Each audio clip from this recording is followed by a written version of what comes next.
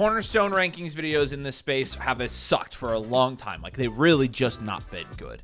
And part of that is our fault. In fact, I would say we probably deserve most of the blame for that, because we have continued to put out these Cornerstone Ranking videos where it's these players under 25. And so we get all these questions. Norms, right? And honestly, the reason we did it that way was because that's what we saw other people do. Industry norm. And when we came in, like, that's when we were trying to gain traction as a channel. Like, we were just trying to, see what was popular and do those videos. Fact of the matter is, the Cornerstone definition, it needed redefined a long time ago. Well, as you know, we just introduced all of our new products. We talked about our new algorithm that we've built with our player categories and things like that in our buckets. And we've been able to redefine what a Cornerstone is in Dynasty. So we're going to rank Cornerstone pieces today for your Dynasty team. These are the absolute best of the best. Build your team around these players. And then we're going to rank foundational pieces. What are the difference between them? Well, Cornerstones are highly insulated with proven elite production. Their ceiling has already been realized, but there's still room to grow due to their elite nature as a player and fantasy asset. It's unlikely for their dynasty value to dip after a bad season. Okay. Foundational pieces, the difference here is they're not old. They're very insulated. They have some level of production with an undetermined ceiling. We don't know what their ceiling is yet. They have a well-defined value floor. They're typically very high upside, and it typically includes players at or near their prime, okay? And so every single one of our player categories has a definition to go with this. And like I said, we're going to rank these cornerstones and foundational pieces today.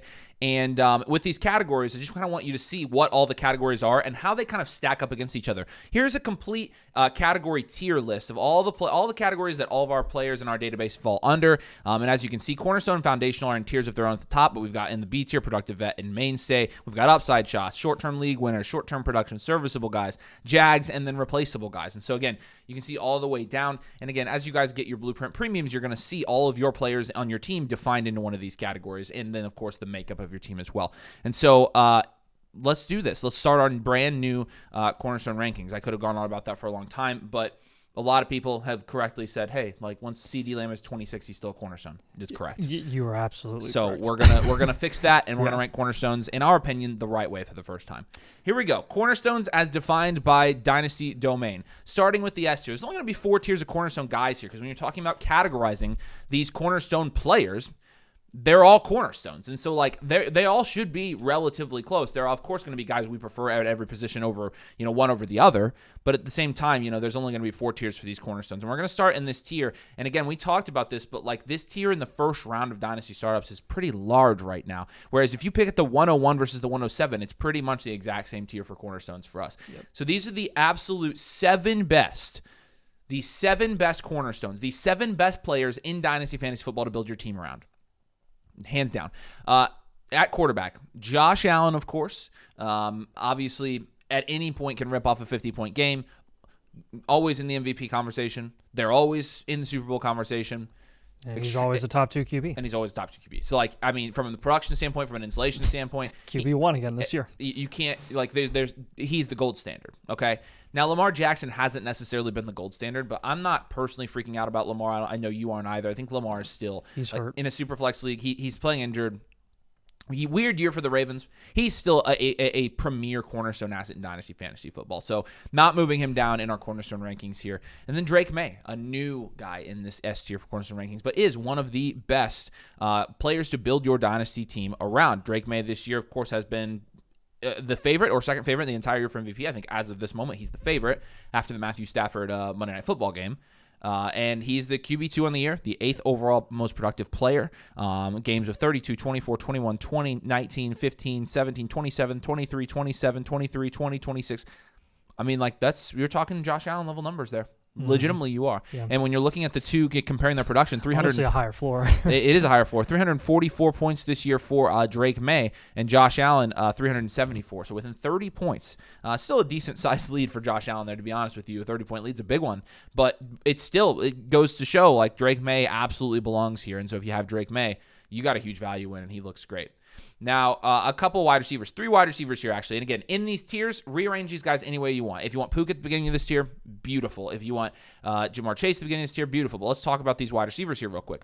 Jackson Smith and Jigba. I don't understand. We got some, pushback during the season as to, hey, Jackson Smith and Jigba actually shouldn't be the wide receiver 1 in Dynasty. And my question is, I don't know why. He's 23 and he's the wide receiver 2. He scored 345 PPR points this year in 16 games. He has 1,700 yards and 10 touchdowns. Like, he is a complete team changer for your dynasty team. Like, he will single-handedly win you dynasty leagues. And he's doing it at 23 years old.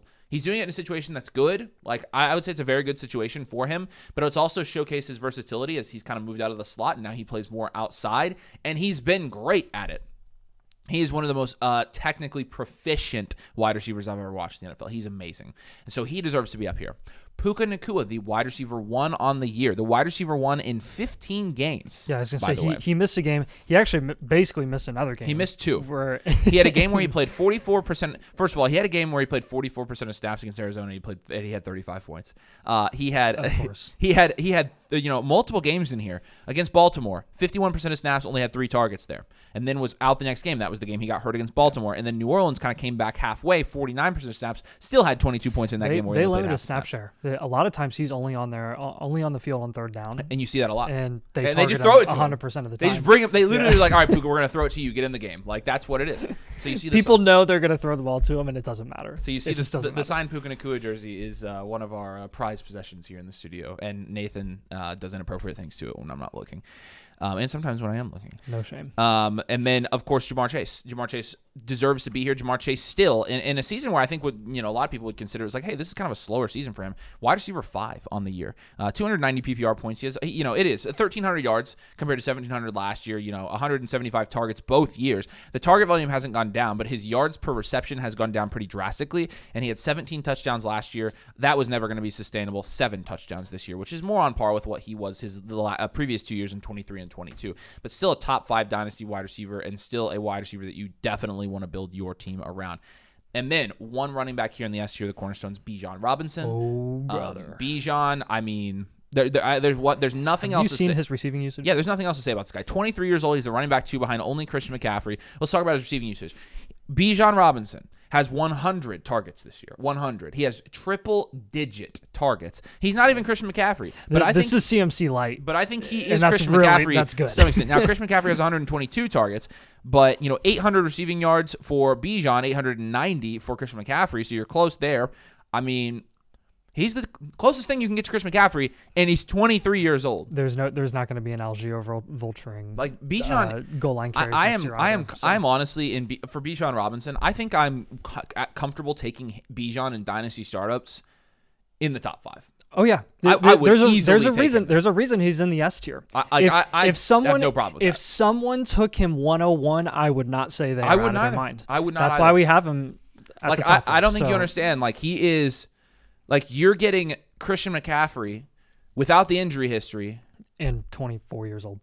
Like, that is a cheat code at the running back position. So he's our last guy in the S tier. Those are the 7 best players to build your dynasty team around. And then the A tier for Cornerstone. Yeah, going to start with Jaden Daniels. Jaden Daniels, if we had done this a year ago, before this whole system was born, Daniels would have been in the S tier with the rest of these guys. But obviously he had a little bit of an injury, He had multiple injuries this season that derailed the Commies' entire year. But again, you see with these Cornerstones, with their ceiling, like, people know what that ceiling is. And when they get injured or miss a significant amount of time, they don't see that much of a value dip, at least in the short term. And for Daniels right now, it's like, yeah, he's still a first-round dynasty startup pick, and that's where he's going to go. And that's where he's going to continue to go for the next, this entire season in 2026. The receiving or the rushing upside is still undeniable. He's still a great passer. I would say he took a little bit of a step back this season, but there are a lot of things that were not ideal for the Commies this year. It was kind of a sophomore slump. But look, with him, I still feel very confident in him as a cornerstone that you can build your team around, as do I with Justin Jefferson, who had one of the most disappointing seasons production-wise of any cornerstone that I've probably ever seen in my time of playing fantasy football, dynasty fantasy football. And again, where is that left Justin Jefferson? Tail end of the first, beginning of the second. Still 26 years old on a mega contract, a mega deal, where J.J. McCarthy broke that offense in a bad way. And we don't really know what that quarterback situation is going to look like. Regardless, it's still Justin Jefferson. I don't think anybody's going to argue with this.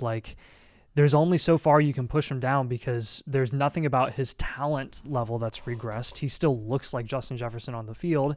He wasn't injured this season. They just wouldn't freaking throw him the ball consistently. And when they did, they were uncatchable. Like literally uncatchable. Jahmyr Gibbs also going to be in this tier. I know he let a lot of people down in the championship week. He only had like 6 points. If you're a Lions fan, I'm sorry. Sucks in fantasy if you're a Gibbs guy, and sucks if you're a Lions fan because they didn't make the playoffs. But Jahmyr Gibbs is still, I mean, you understand that like the floor is going to be on the lower end of some of these like S tier level running backs. You have games of 7, 5, 9, 6, 11 points. And again, you saw that floor, even with 17 carries, only 6 points. You'll have some inefficient showings for Jahmyr Gibbs. On a yards per carry basis, he actually had like, I think 8 or 9 games this year, 8 games this year where he had like 3.5 or less yards per carry. But again, that receiving capability is going to elevate him quite a bit. 90 targets this season, 74 receptions, very high efficiency target opportunity there. A lot of checkdowns, and he can do a lot after the catch. So even with 224 rushing attempts, which is less than what he got last year and a little less efficient on a per carry basis with a few less touchdowns, he's still finishing as a running back 4 this season, and he's going to continue to be that level of awesome for the foreseeable future. He's 23 years old. Then we got Amon-Ra St. Brown here, his partner at the wide receiver position. Amon-Ra, best slot wide receiver in the NFL. Never thought that a true slot wide receiver could be as elite as a guy like Amon-Ra, and here we are. I was just talking to Avery about this. I don't know if it was on the stream yesterday or off camera. Amon-Ra St. Brown, there is he is the definition of availability, and there's no one else I would rather have on my team that I know I can lean on every single year than Amon-Ra St. Brown. Like, he will be available. This dude came after a really rough-looking sprained ankle, came back in 3 days to play on Thursday night to help you in your playoff run against Dallas, and scored 15 points and then 41 against the Rams, and then 9 and 14 to close out the season with 9, 18, 9, and 13 targets. This dude's an absolute target hog, going to finish the season with over 160 targets, assuming they play in Week 18, 1,200 yards, 11 touchdowns. Look at what he has done the last 3 years. Wide receiver 3, wide receiver 3, and wide receiver 3 in PPR formats.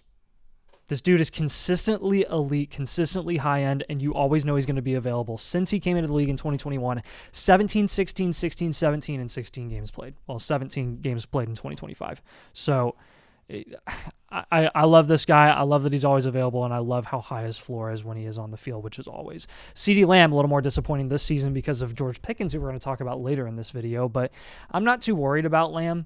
I think that they're going to figure out ways to, I think, get him even higher target volume than what you saw this season, which was still very good. Like he also missed 4 games. Like, going to finish actually as a wide receiver 2 in total points this season. He'll be a wide receiver 1 on a points per game basis. But, since the bye week, 17, 11, 24, 18, 17, 11, and 9 points, it's like, yeah, that's good. It's not great. It's not elite. It's not like 22 point per game CeeDee Lamb that we saw, a couple years ago when he was wide receiver 1 in 2023. But I still believe that CeeDee Lamb is going to be totally fine long-term with Dak Prescott in an offense that loves to throw the ball, even if George Pickens is there long-term. We're going to go down to the B tier now for Cornerstones. And again, we've categorized all of these guys using our brand new categorization system, our player buckets, that again are found on our brand new Blueprint Premium, which is obviously beautiful. You can get access to these blueprints, our brand new Team Blueprint, the Blueprint Premium, our Infinite Blueprint, where we give you personalized advice for your Dynasty Fantasy Football team, which specific moves you should be making, a brand new trade section included, but you also get everything on the site with it. You're going to get our bakery database for rookies. You're going to get our Rookie Vault for 2026, our brand new take on a rookie draft guide, and a lot more. New leagues, the Domain League Network is now live, where you can come and join Dynasty leagues with real Dynasty players that are actually very invested in Dynasty Fantasy Football. It's the place to be, and again, it's your one-stop shop for playing in good leagues, getting personalized advice, and having all the tools you need for fantasy football for Dynasty. So, flockfantasy.com/domain to get that free blueprint. Use code DOMAIN and choose the annual Mother Flocker tier. You'll get the free blueprint, and it'll unlock everything I just said as well. Best time of the year to join, because you get now the plan for your Dynasty offseason, and you have all offseason to make the moves that we give you. And even a lot of times people just make moves and then they end up getting all of them done, and they're like, okay, I need more moves now. and that's where we're here to help. And so again, you can go check it out. I've got the link pinned in the comment. We've got brand new blueprints for you guys. Let's go down to the B tier here for Cornerstones. We'll start with Devon Achane. Achane is pretty darn freaking close to the A tier here. He's pretty darn close to the A tier here. He almost could be the A tier. Now, I think, with Achane, he hasn't had a 20-plus point game since week 11 this year. And so, that ceiling, while it's there, it hasn't necessarily been showcased as much as you suspect it would this year. He also hasn't had a touchdown, receiving touchdown since week 8, which is a long time for him. He still has continued to have rushing touchdowns this year, but obviously having a fantastic year, and he's only 24 years old. We are very high on Devon Achane for Dynasty purposes. He's right there on the cusp, so we're putting him in a tier here. We're also going to put Malik Neighbors in this tier, and I can already see it. I can see into the future, Nathan. The number one comment on this video is going to be about Neighbors, 100%. What about him? Because people think he should be in the B tier, or the A tier. Sorry. Oh, okay. I mean, these are cornerstones. If you want to put him in the A tier, that's fine. I'm kind of that way as well. Our thought was Achane and Neighbors are the two guys. It's I'm not 100% convinced they should be in the A tier. A lot of people are going to say Neighbors over Jefferson, which I just don't necessarily see why that would be the case. Malik Neighbors, he does have some pretty lingering health issues that limited his production this year even when he was healthy. And now, of course, coming off of an ACL is very tough. I like Malik Neighbors. If you want to put him in the A tier, I have zero problem with that. So don't be mad about it because, again, these are all cornerstones. But in our this is kind of why we isolated Achane and Neighbors because we were like, well, they're fringe A tier, but they're definitely better than the guys in the C tier. So we put them in this B tier, and we decided to just throw the tight ends in with them. Brock Bowers and Trey McBride. There's absolutely zero reason these guys should be ranked in different tiers, in my opinion. In fact, if you're going to rank them in different tiers, McBride is the one that should be higher. McBride just had one of the best tight end seasons we've seen, and a lot of that is because he's, in my opinion, the best tight end in the NFL. He is completely dominant from a fantasy football perspective, and he scored 302 PPR points this year. He's the 16th ranked overall player in non-tight end premium leagues. If you play in a league where you have a tight end premium, Trey McBride has been an absolute beast for you this year. And so he deserves to be here. On a points per game basis this year, he's averaging 18, 19 points per game. And then there's a pretty significant drop-off. The distance between, this fun fact from somebody on our live, I can't remember who it was. Maybe it was Alex. The difference between McBride and Bowers in production this year, whoever the tight end 2 is actually. You said the tight end 2 was Pitts actually, in total points. Yeah. I don't know if this is total points or points per game. The difference in production between the tight end 1 and the tight end 2 this year is the same as the tight end 2 and Cade Otton. So, wow. McBride is in a tier of his own. Yeah. Legitimately, he's in a tier of his own. But from a dynasty value perspective, I think you have to, respect where he is and put him here in the B tier. And so we're going to keep both of them in the B tier here. And again, if you want to put any of these guys, especially the, Achane or Neighbors in the A tier, we're totally fine with that as well. And, we have no problem with that. We're not going to argue with that. Yeah, C tier, going to start with a few quarterbacks here. Jalen Hurts, Patrick Mahomes, and Joe Burrow. Obviously, Jalen Hurts being elevated because of his rushing upside. We'll see what happens if and when the tush push is banned because he does get a lot of production from those goal line carries. But that being said, he still, again, is on an offense that elevates his production quite a bit, and he still is going to run the ball. Patrick Mahomes had one of his better fantasy seasons of recent years before he went down with the ACL, obviously at the end of this season. But you saw some rushing ability that had not really been showcased in quite a while there with Mahomes, and he kind of put the team on his back. So I don't know if that's really going to continue to the level that it did this season. Obviously, he'll be coming off the ACL next year. But again, it's Patrick Mahomes. He's like the ultimate competitor. He's always going to find a way to sling it, run it, do whatever he needs to do to win games. And he's Patrick Mahomes. Name value alone is going to keep him up here as a cornerstone. Joe Burrow, I understand the injury concerns. Missed a lot of this season due to injury as well. But again, he comes back and immediately he's producing to the level that you've expected him to, and he has been doing when he's healthy for his entire career.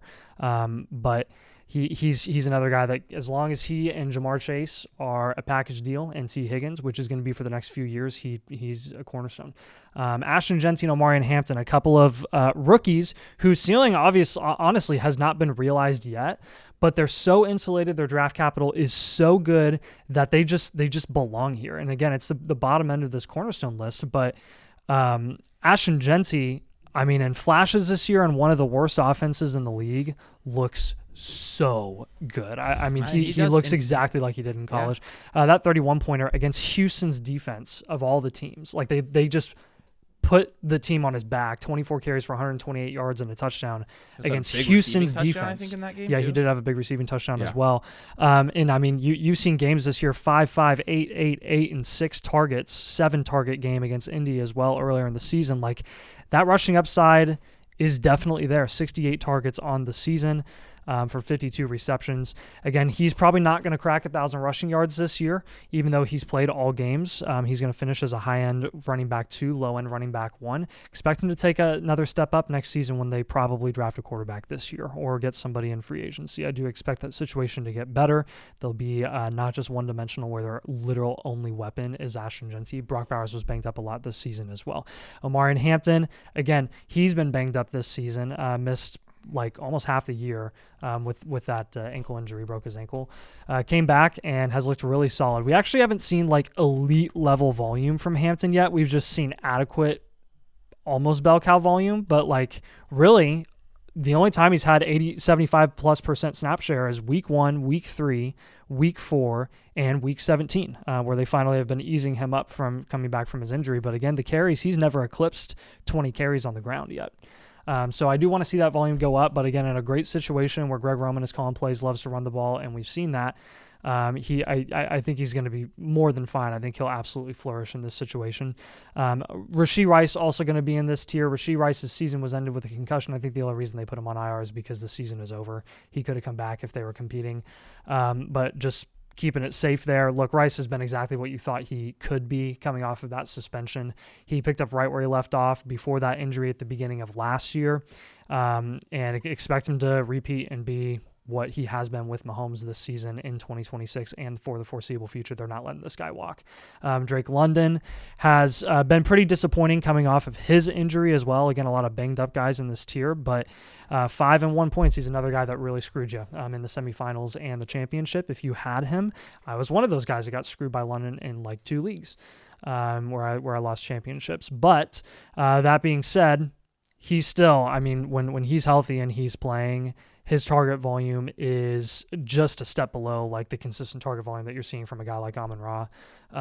And again, it doesn't matter if it's Penix or Cousins or whoever's going to be the quarterback there next year. Like, he's going to continue to produce. He's their number 1 guy. That offense is still really fun to watch, really explosive with Bijan and London. And now apparently like Kyle Pitts exists. So he's a fun guy. He's one of our favorite guys. He grades out really well in the 3 factors. We think he deserves to be a cornerstone.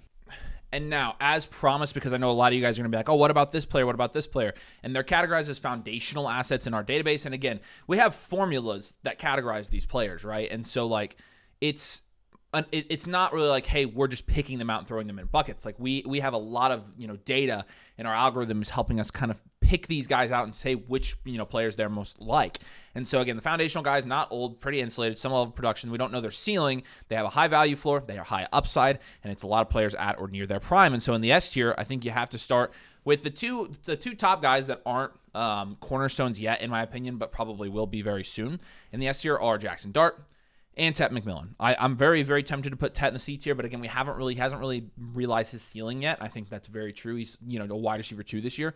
I think it'll be realized next year. And so he'll be in the cornerstone tier, I think, very soon. I personally, I like taking shots on Tet over Rice in a lot of cases. And so that's at price. That's just kind of my 2 cents. And then Jackson Dart is going to be in the S tier by himself and not any of the other quarterbacks in the foundational for us because of the rushing upside he has.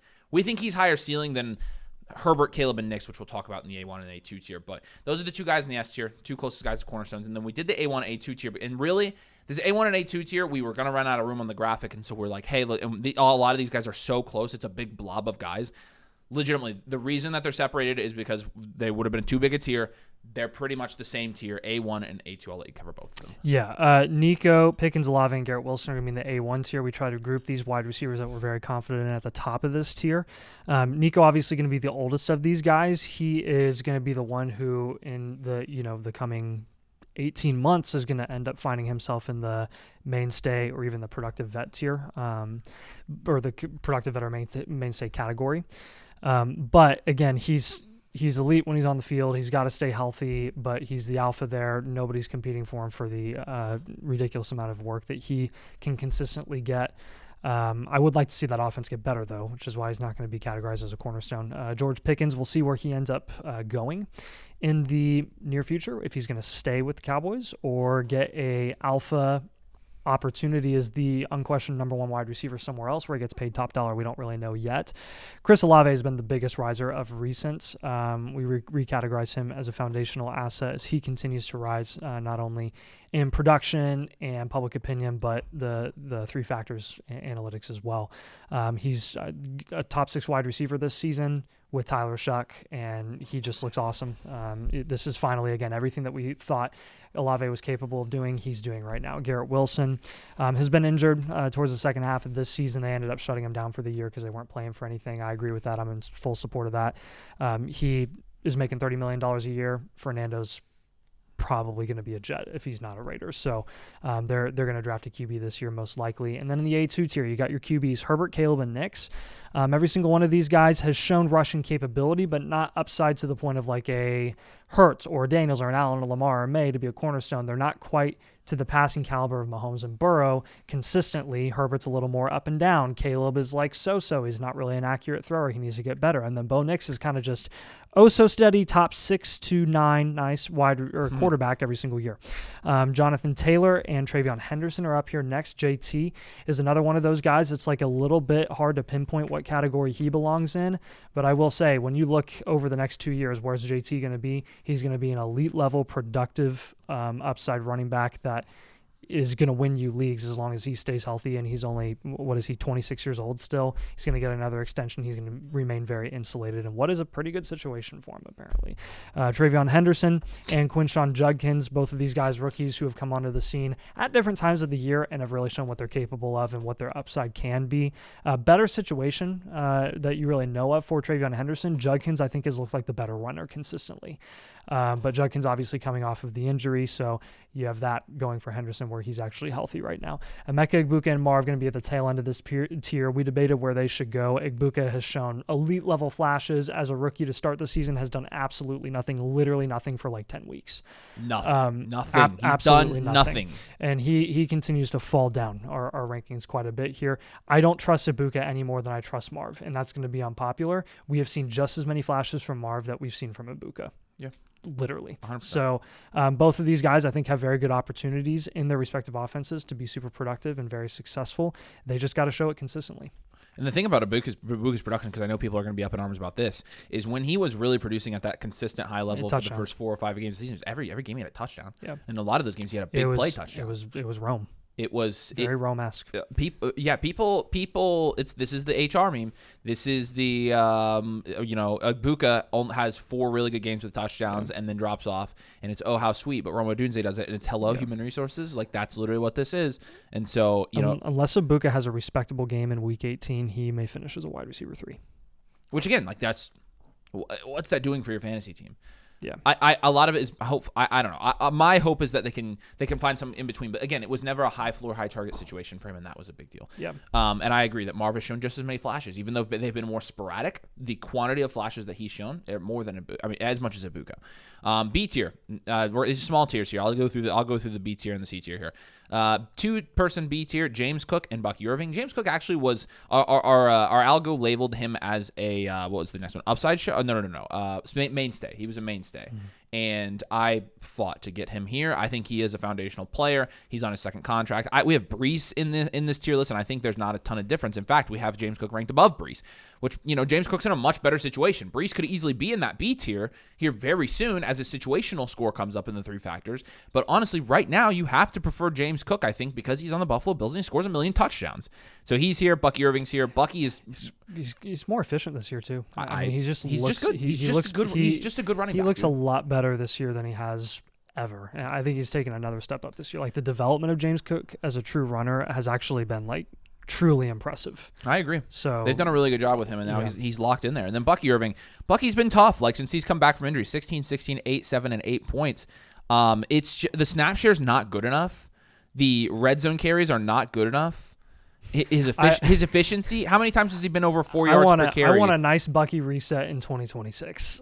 That's what I want. What sucks is I had finally kind of gotten on board with him. Like it's like, okay, I see it. I see it on his tape. He's efficient. Well, he hasn't been efficient. He's been less than 4 yards per carry in each of his last 5 games. He's played Miami in that time span, Carolina in that time span, New Orleans in that time span, Arizona in that time span. And again, people are going to give the, and I know he's been playing hurt. the injury stuff, the injury excuse, which is like, okay, like I see both sides. I do too. Don't fight us. He's in the foundational tier. Yeah, and again, like I like Bucky. So in the C tier, Breece Hall. Again, Breece could be moving up here with his situational score skyrocketing if he goes to a good situation here when he's a free agent. And then Rome Odunze, who's also trending down. He would have been in the S tier for us.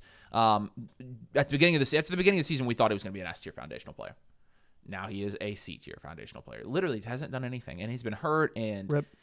Burden is starting to emerge there now. So I just don't know. Lots of question marks with him. And then our last tier here, I'll just read them off. If you don't care. Yeah, BTJ and Travis Hunter. You tell us what to do with these guys. I mean, they've taken big hits because of their lack of production, injuries, etc. But I mean, with the draft capital investment of both of these guys alone, like it is going to elevate them in where we rank them and where everybody ranks them in the Dynasty community. Tyler Warren also going to be here at the bottom of this foundational tier. We are lower on Tyler Warren than a lot of people are in Dynasty.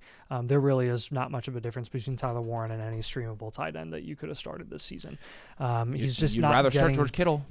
Yeah, 100%. 1,000%. Lad McConkey is going to be here as well. He's another guy that continues to fall, I think, for us, though he is going to maintain just because of his youth, his snap share, what his perceived opportunity should be in that offense, but it's a Greg Roman offense. I mean, I don't really know what his ceiling is going to be. Cam Scatterbo is the lowest ranked down there with Hunter, maybe the second lowest ranked foundational guy. And in terms of market value, ADP, but with Scatterbo, we're confident enough in what he was showing this season, not just on the ground, but in the air as well as a true receiving threat with a ton of yak ability. He did exactly what he did at Arizona State at the NFL level. Like this dude earned himself an alpha bell cow running back role in that offense, I believe, heading into next season. And that injury is looking good for him to recover from. A couple of upside shot honorable mentions. This is a bigger tier. But we picked a couple out of there that we think they're capable of getting into that foundational tier in the short term. Just so you know, a definition for the upside shots: young players with high-ish insulation due to a team investment and or situation. Production ceiling hasn't been realized yet. Development and or change in situation could allow for a large increase in production. So Luther Burden poster child for this right now, depending on how his situation continues to change in a positive way with his snap share going up, with maybe DJ Moore being out the door next season. Is he really going to take over what Rome's role could have been in that offense? We don't really know yet. We'll see what happens to him and his analytics as he continues to rise over the next couple of weeks as they head into the playoffs. We'll see what he can do. RJ Harvey, another guy who has really come onto the scene at the end of the season, starting to see what he really could do in that offense as a former second-round pick this past season for the Denver Broncos. And then a couple of tight ends, Colson Loveland, who's shown some flashes in the pan, and Harold Fannin, who's a tight end 5 right now, which isn't saying a lot this season, but you've seen some really, really high level target volume from Harold Fannin. He has been their wide receiver 1 this year. All right, so again, we've kind of redefined our cornerstones, put them into cornerstones and foundational. This is subjective. I wouldn't get it. I just my 2 cents. It's all opinion, really, when it comes down to this. Yeah. Like I think cornerstones versus foundational, there's some objectiveness to it. There are older guys that we excluded. Like CMC is ranked over a number of these guys. So Saquon is ranked over a number of these guys. If I were you, like I just caution you. Like we don't care if you disagree. Like it's literally as subjective as it gets. So if you disagree, that's totally fine. Everybody's gonna have their own rankings, versions of Cornerstone rankings, or their own version of foundational rankings. We are making the case that you can build your team around these players. Exactly, and so don't get too caught up in like the tiers and this player. You absolutely like.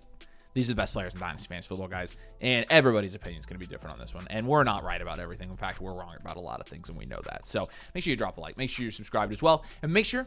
Link in the comment. Check out our new team blueprints. Come join the community. It's the best time of the year to do it, and we would absolutely love to have you. We appreciate all you guys. Thank you so much for watching. We'll see you soon.